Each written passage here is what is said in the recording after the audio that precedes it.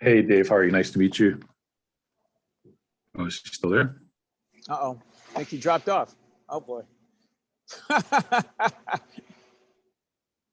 Okay, here we go.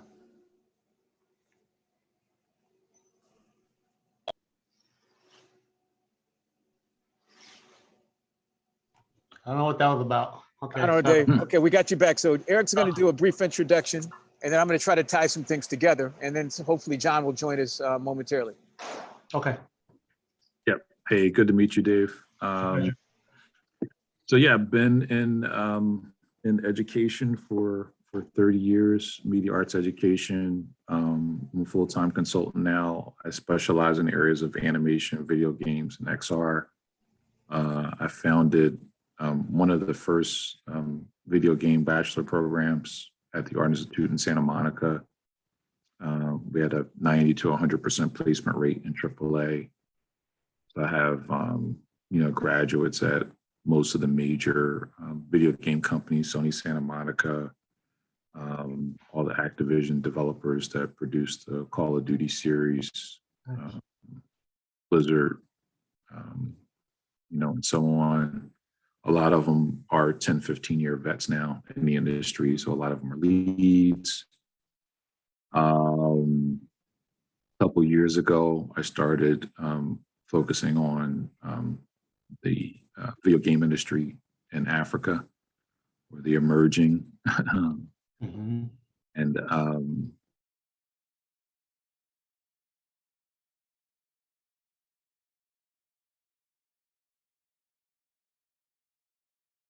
video game incubator program sponsored by Epic and Microsoft down in South Africa.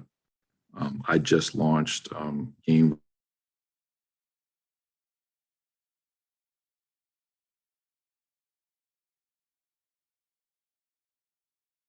through the Caribbean to build up, a talent pipeline Nice. through the diaspora. So, Nice.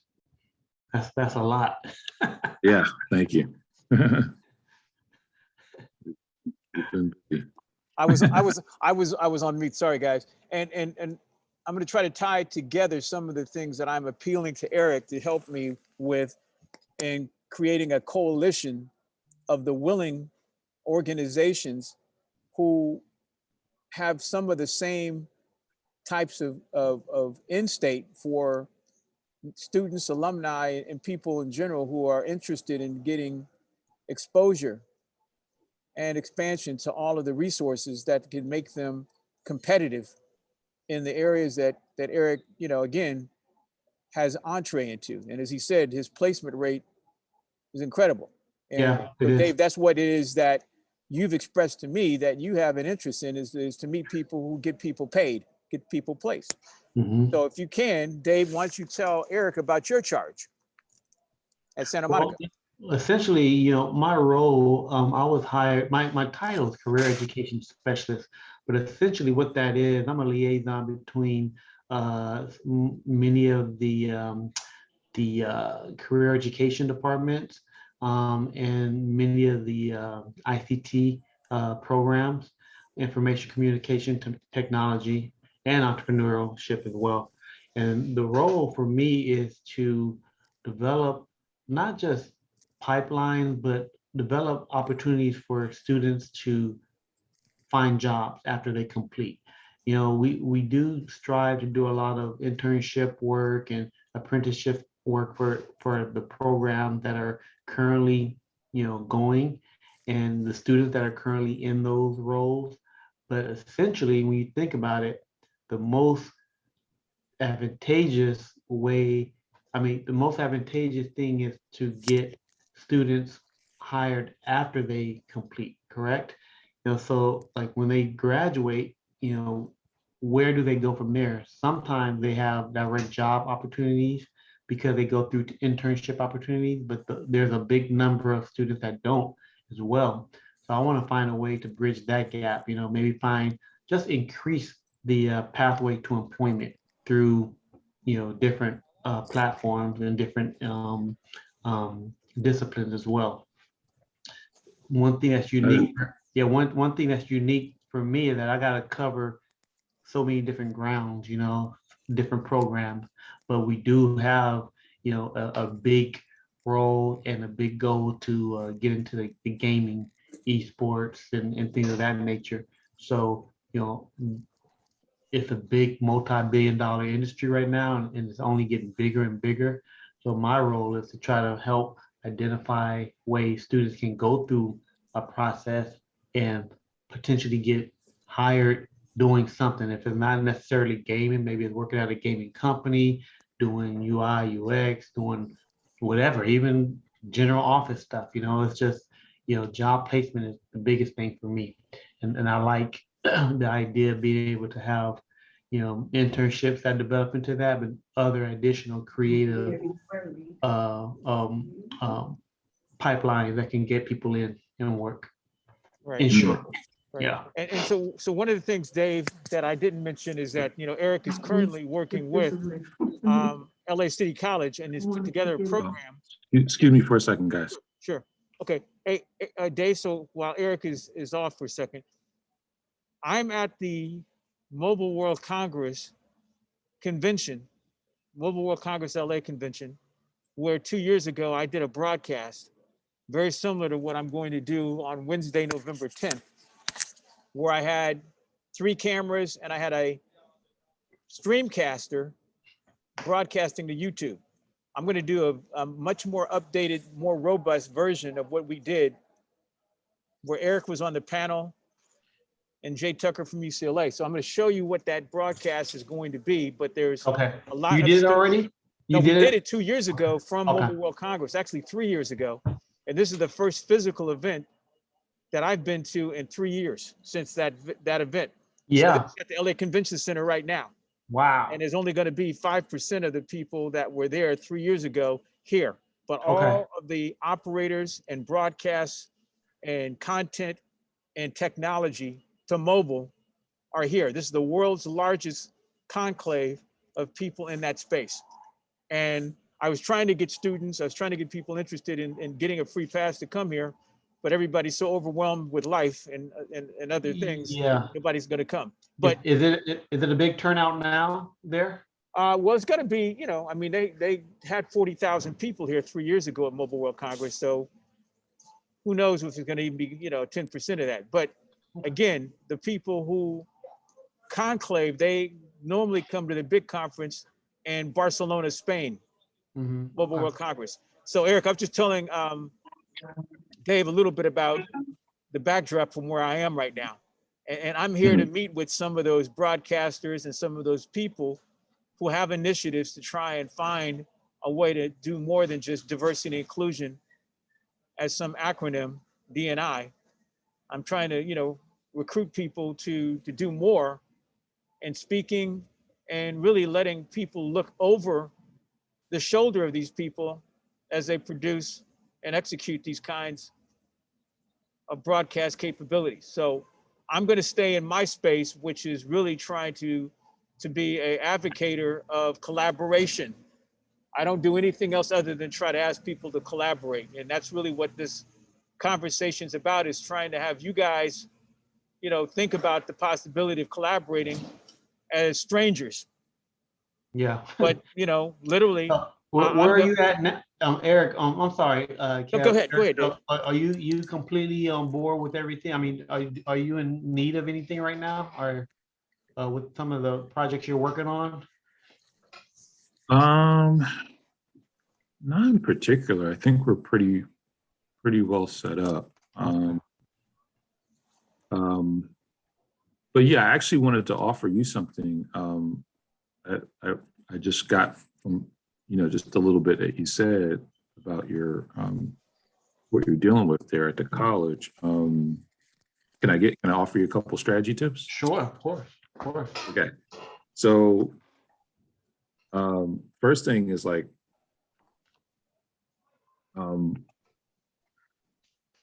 as terms of timing, like one of the reasons why, and I say 90 to 100% placement, because it was 90% overall. That's over the 18 quarters I was the academic director.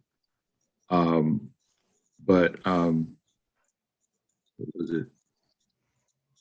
I think 12 out of the 18 quarters, it was 100%. Nice. So that means like when we had our portfolio shows, like, my guys only showed up and showed their portfolios if their parents wanted to come see their work because they were already working. Mm-hmm. So in terms of timing, I actually find that waiting until they graduate is actually too late. Yeah. Yeah. That's true. Right. So like, what we would have our guys placed generally before they graduated. And as our machine progressed and got better over quarters, it happened like almost to a point where like so early that it was almost a problem. Like earliest was like halfway through the program, they got hired like EA, right? Mm-hmm. So how do we do this? To kind of connect the dots to what Kevin's talking about, what made my and I know you guys have the infrastructure there. I'm really close with Redelia Shaw, by the way. Yeah, sure. Mm-hmm. Probably like a decade. Yeah. Nice. So I get your just the infrastructure, like the equipment that you guys have at the facility. What really attracted employers was, particularly for video games, and I get this works across the board, right, was that our guys were making AAA quality content. So they were making the quality that was produced at the studios, and they were doing it on production teams, right? Awesome. So our first game had a team of about 30. Our biggest team had like 110 or so people working on it, which is unheard of, at a college level. But, what I would do is when the students were working on a game, I would first poll and see which studios they wanted to work at. And then I was able to leverage my network to bring representatives, lead artists, producers, recruiters from whatever studio. So like if I knew the majority of them wanted to go work for me, then I would make sure to get Infinity War people there for the, end of project. Mm-hmm. Right. And then when these guys would come in, they would look and they would see that these guys were working just like they do in the industry. Yeah. Would see the quality of work was there. And so it was a no-brainer. Like they would, some of them would be hired on the spot. Nice. So, and then also it was like, again, part of the engine too was as more people got hired in the industry, then I was able to bring those people who got hired back, building relationships as well, right? And, that would help, usher the individuals in by getting recommended to the studios because it's all cultural. Yeah. Also, it would be a huge motivator for the students because they would be like, oh, well, you're working at, Sony Santa Monica now working on God of War, but just a year ago you were sitting in the same seat I'm sitting. Yeah. Right. So they could see the clear, like there's like nothing more powerful that I could say or anybody else can say, but for them to actually see a clear pathway between where they're sitting and their dream. Right. Mm-hmm. So yeah, I say that those are like kind of the main things. And then also like in terms of like internships, right? Internships are difficult. Mm-hmm. In production, a lot of areas they can happen, but the Game Wizards program that we put together was almost better than an internship. Yeah. Because they were doing real world production based on the industry standards, and how I based the methods on industry standards is I would have a POC or professional advisory, professional advisory committee meeting. Mhm. So I would invite, again, this is also relationship building, like, producers, artists, programmers, whatever, different concept artists, invite them over to school, have lunch with them, and then ask them about, their methods on how they were producing the games. And then I would also go on regular visits to studios and look around and see what they were doing. So all that information allowed us to, keep what we were doing in the production courses, the Game Wizards Nice. courses, completely up to date. Yeah, that's nice. I mean, one thing about internships, it's really competitive. And then, the industry get to select who they really want, and I like the vision of like a cohort of a group of students actually really being able to possibly see a pathway to employment. So what the model you're talking about is almost perfect, because you can gauge more of the placement and retention from there. You know what I'm saying? You see a bigger number as opposed to the ones and twos here and there. So I like Right. that. And then the other thing about that too is I would start it way early, right? Yeah. So at on average, they would start halfway through their 3-year program, right? So out of 12 quarters, they would start at quarter 6. But some special students started quarter like 2 or 3, like as soon as they got into school, they would get on the production team. Wow. Imagine the work that they would have by the time they graduated. Yeah, portfolio, man. Yeah. Exactly. Yeah, And right. and the portfolio, and that was the big mistake that I saw in game schools, not just in the AI system, but in other ones, is that they would, students would have to work on a game a lot of times by themselves, which is insane. Yeah. Because it's, first of all, it doesn't prepare you for the real world because you're never going to be making a AAA video game by yourself. Mhm. A team of at least 50, 60, 100 or more people, right? And then the quality of your portfolio, if you try to do it all yourself, because you're not going to be good at everything you need to do, it's going to look like student work. Yeah. Yeah. Of like professional work, right? By the time you graduate. Mm-hmm.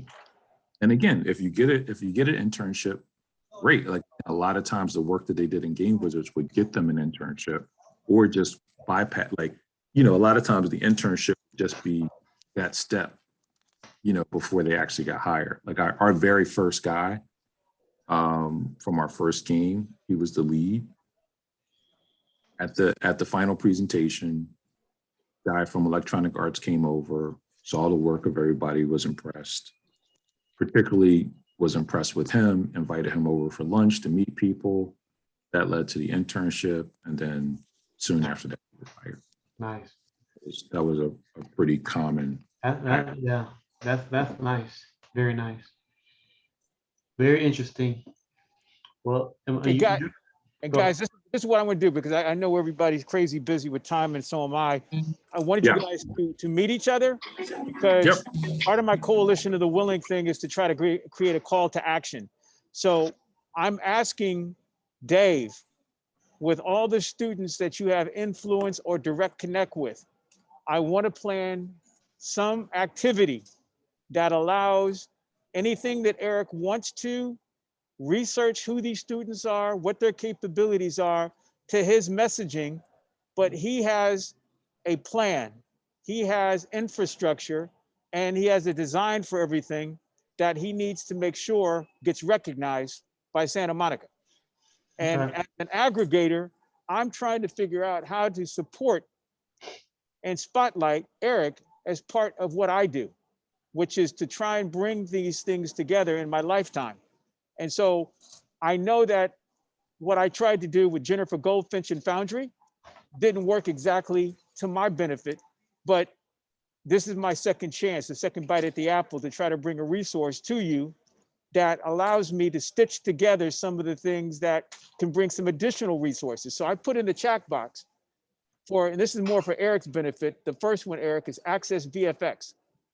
And I brought that resource to Dave through a lady by the name of Jennifer Goldfinch at Foundry.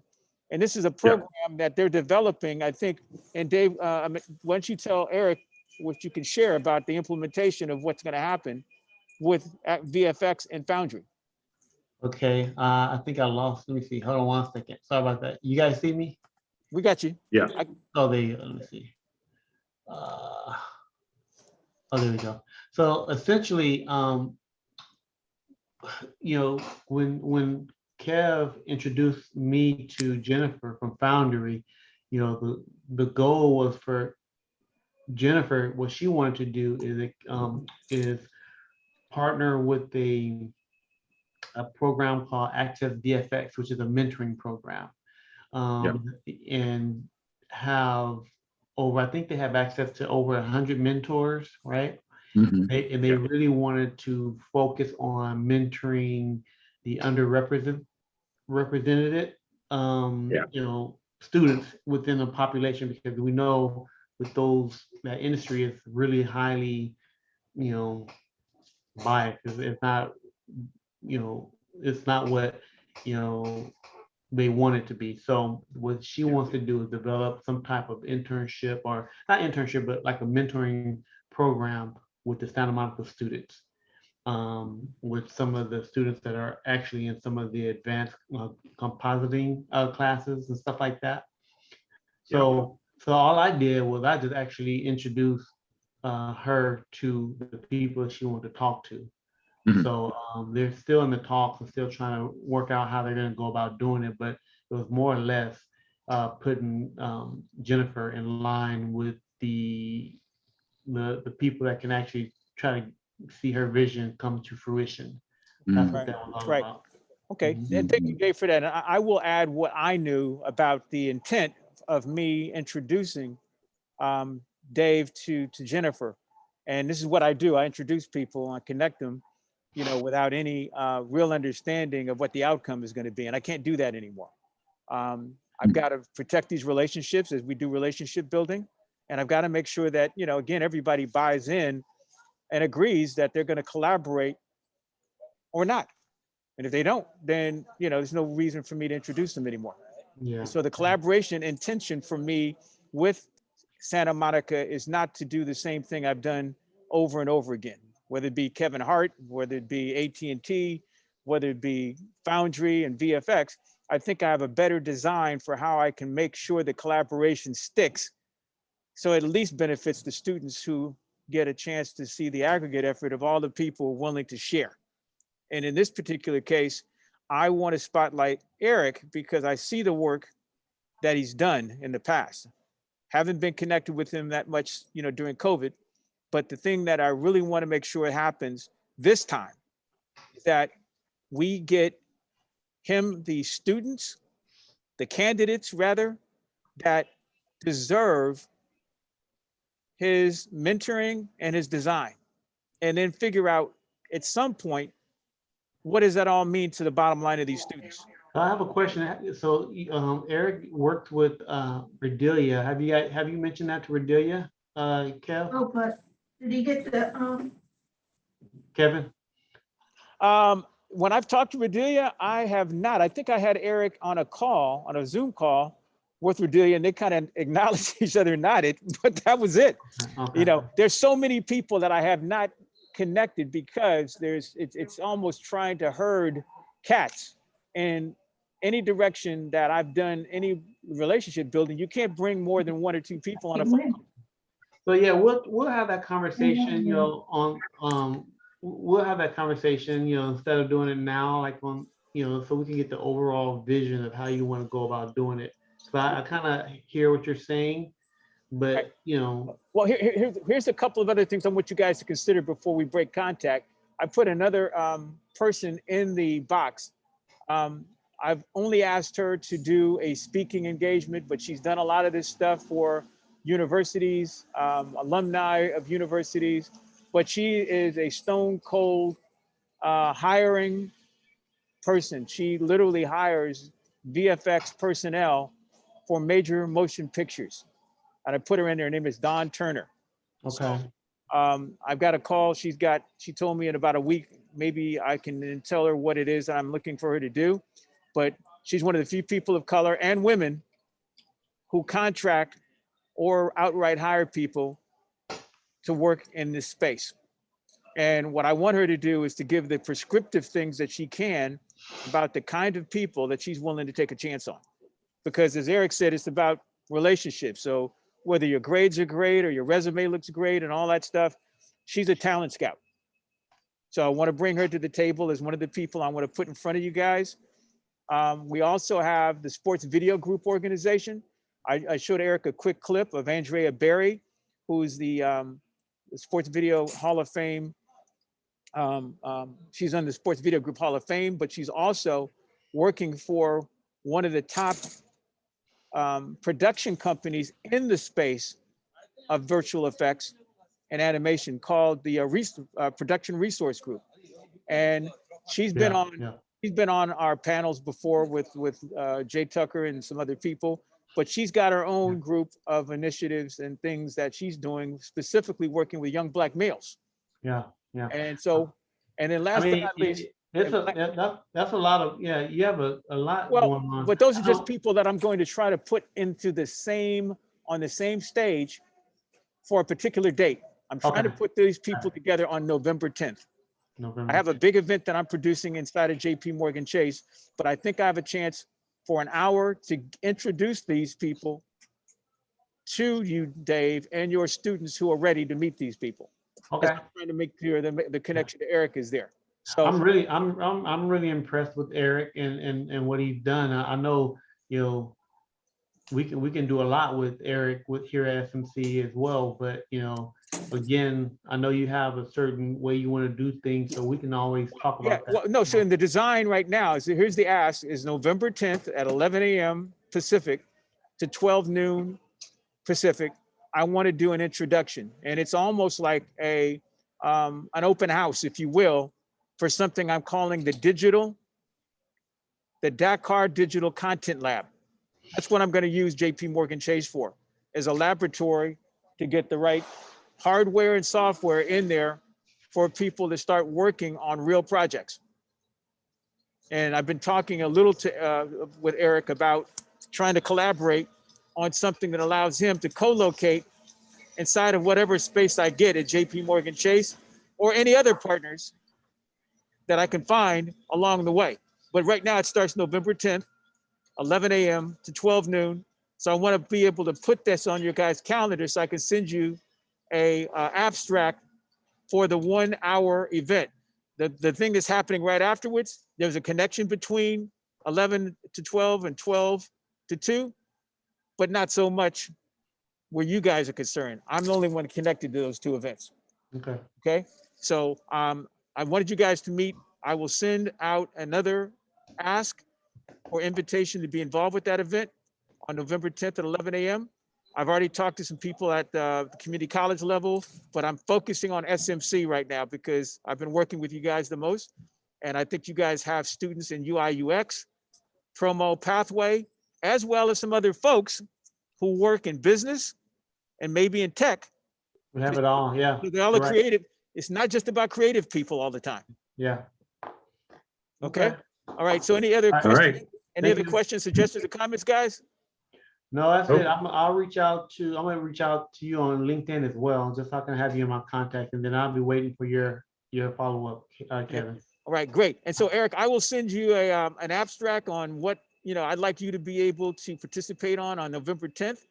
But again, Digital Content Lab, and some destination that allows you to see yourself inside of the vision that I have, Eric, and see what we can do to try and get some funding, as well as some additional support and resources for all these students. Okay, thank you guys. Thank you. All right, thanks. Bye-bye. Bye-bye now.